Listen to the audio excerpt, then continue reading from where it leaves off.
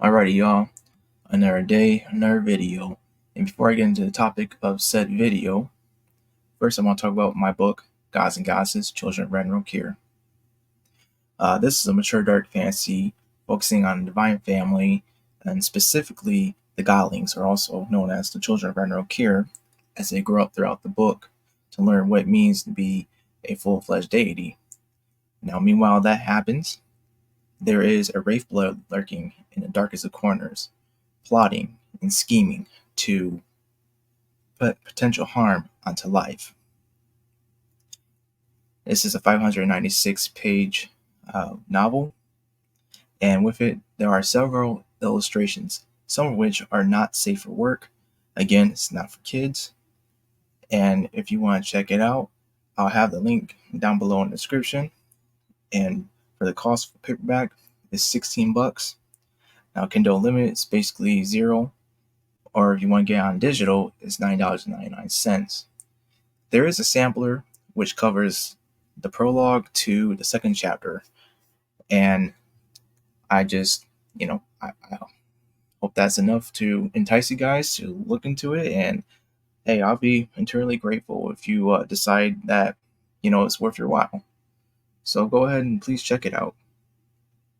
Now, I also want to bring attention about my comic, Night's Fall Eldritch, which is also a mature, oh look, I got a message, which is also a mature dark fantasy focusing on two entities that have been at war with each other for centuries. Now, this updates every week, specifically on Sundays, and my artist, Nefarious Watcher, put in some solid work on this. And I just want to show you guys just a little bit of previews. This is a safe for work version, so you guys can find this on my Twitter or X, whichever way you want to call it, and this will be a link down below in the description. And currently we're on pages 10 and 11. As you guys can see, I got a little bit of a censorship there. Alright, so since that's out of the way, let's talk about this revolutionary study that just got revealed to us. Now, this is an article from Bounding into Comics, and I'm going to do my best to read this, but sometimes their font is a little too small for me, so I might be tripping up on my words. Sorry in advance. New study finds that counter to modern industry talking points, women love playing as highly sexualized characters. Now, this is the article back on Halloween, and I'm not surprised at all. Come on, y'all. If y'all been to conventions, heck, even just being on social media, you see how women dress. And that's not me being sexist or misogynistic. That's just, I'm speaking truth here. That's not all women, but it sure seems like a majority of them. And of course, this is Taki, the beautiful Taki from Soul Calibur, the guy who brought back that game. Where's the 7th game? For years, the more terminally online among the mainstream Western video game industry, from developers to journalists to even players, have loudly proclaimed that not only are sexualized female characters somehow harmful to society, but that actual real-world women also find such designs outright appalling. However, according to new research, these pearl-clutching claims could not be further from the truth.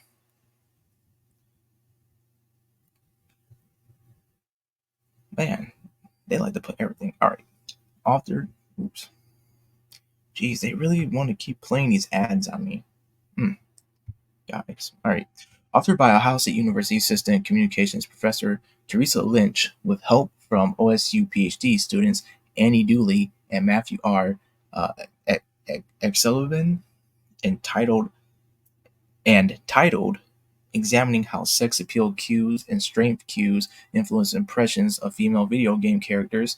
This study sought to examine whether or not a sexualized female character is having strong personality traits, as in the Hollywood definition of strong female character would help them be more likable and by general players.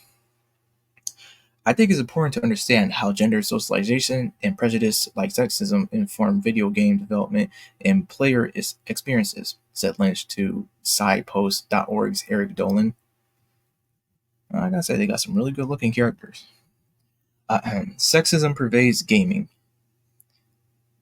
she argued. For example, game content overwhelmingly features male characters to the exclusion of central female or gender minoritized characters.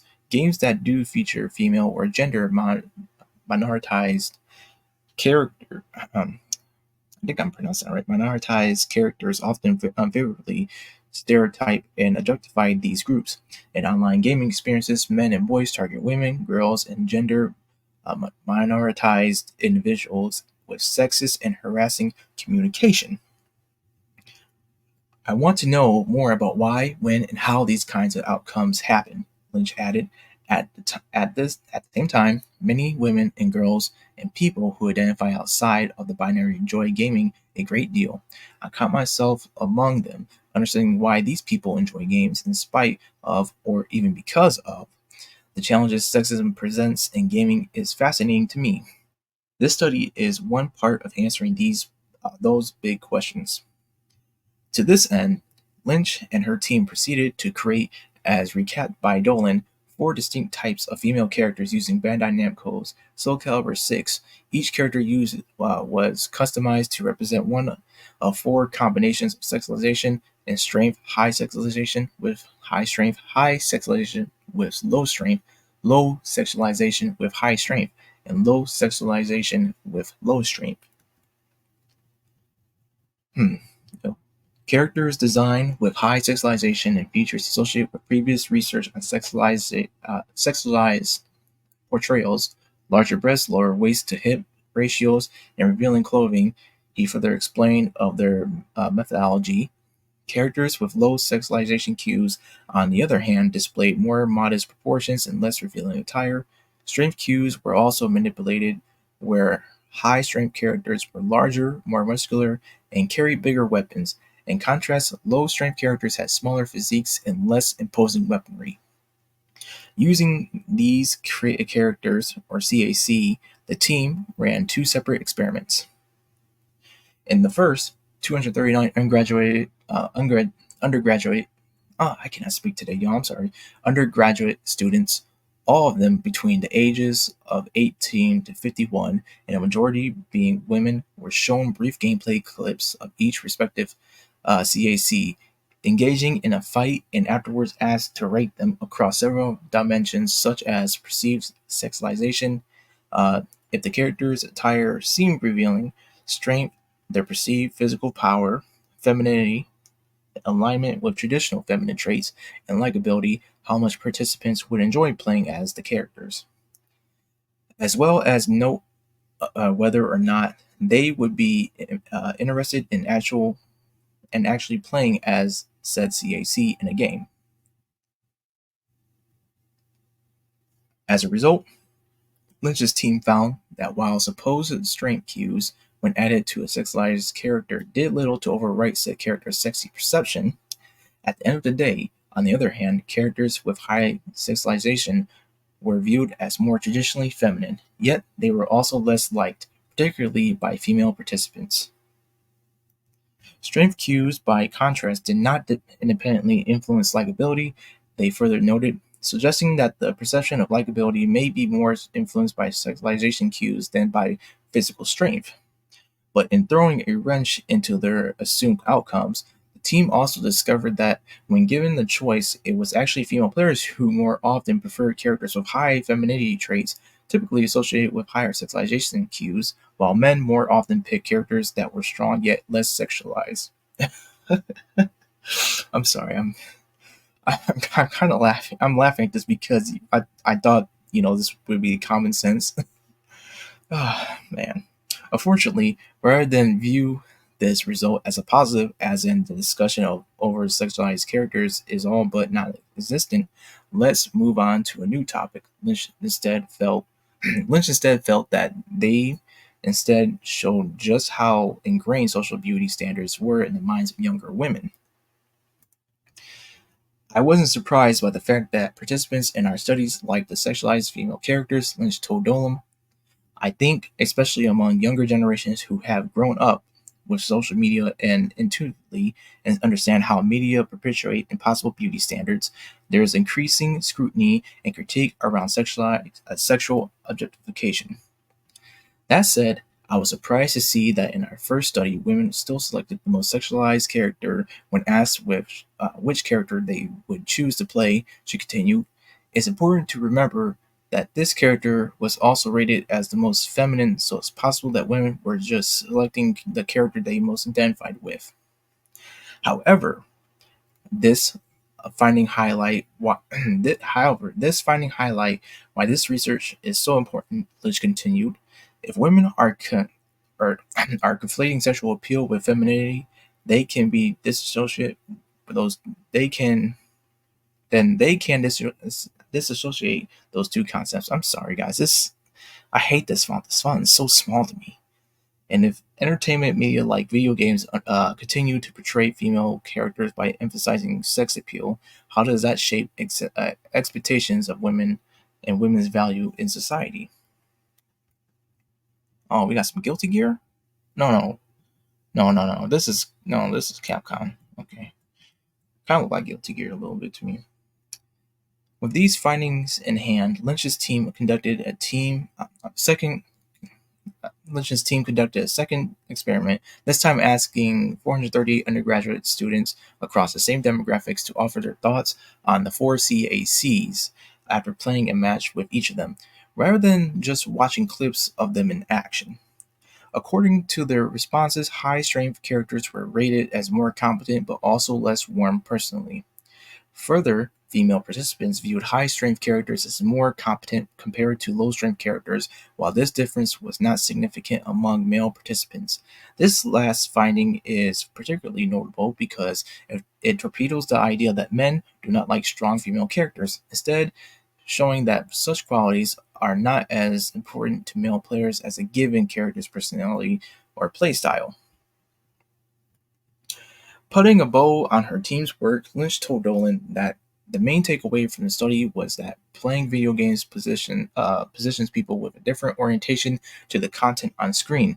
It can involve you in any way that simultaneously makes you feel like you're part of the content and game, that you are the character, she explained. So, if you are a character that has attributes that you appreciate and enjoy embodying, then you probably will experience some positive outcomes and interpret the experience similarly. And because and because games require you to engage in action, you may find distinct things enjoyable in games compared to less interactive experiences like watching movies, said Lynch. Instead of just seeing a hero defeat a horrible villain on screen, you feel part of the experience of vanquishing that villain. That can be really awesome.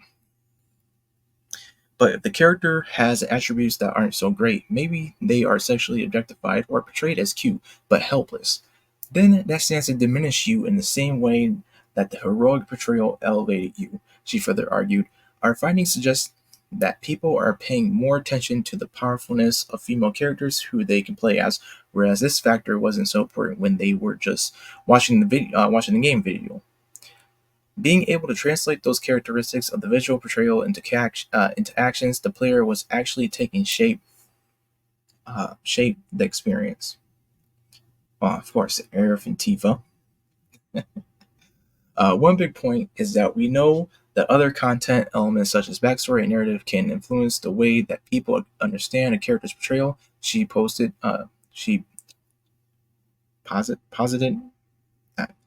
this study didn't get at that. So it's possible that if these characters were more fleshed out, that would affect the results of the work. In the long term, my lab group and I are trying to understand longer term effects of interactions with female characters in games. The assistant professor asserted, "We're interested in understanding beyond initial impressions and looking at how distinct interactions with characters through their story or varying modes of play might disrupt or strengthen effects." Concluding her thoughts, Lynch affirmed, "We're also very interested in understanding the positive impact of female characters on players, not just the drawbacks or negative side. People play video games because they like them and find experiences entertaining, but also because they have meaningful experiences. we're exploring that side of things because it's all part of the same question. While Lynch seems dedicated to truly delving into this topic until the research aligns with her predetermined assumptions, for general players, these results should be taken as proof positive that the entire counter debate against sexy female characters is, for the most part, fueled less by reality and more by self-important pearl clutching. Um, I, by self-important pearl clutching, I guess they meant to put something else there, but oh well. So this was an interesting read. Um, Again, I thought some things would be common sense, given people watching people play games, regardless of male or female, for basically 20 plus years now, and it really tells you a lot about culture as well, how women see things and how men view things as well, which again should be common sense. Um, but I guess we need these studies because these weirdos try to build this crazy narrative that having sexy female characters does hurt society, but it's okay to show naked male characters and it doesn't do any it doesn't do anything. Like, come on, y'all, like, get real. I think that's it for this video. Leave a like, dislike, share, subscribe, comment down below. The choice is yours. It's in your hands. And I'll see you next time with another video. Ciao.